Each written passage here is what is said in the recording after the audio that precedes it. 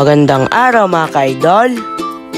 Ay kami ho ay pumunta kay na Kuya Wakain at bumili ho kami ng rice hull. At ako ay naka-discount din po kay Kuya Wakain. Ako ay nilibre po ng isang sakaw. At aking hong ilalagay po rin sa manukan sa aking daycare na Rhode Island Red.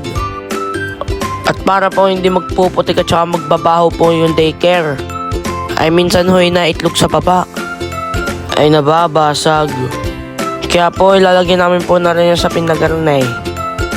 At ayos na ayos po ang aking mga manok.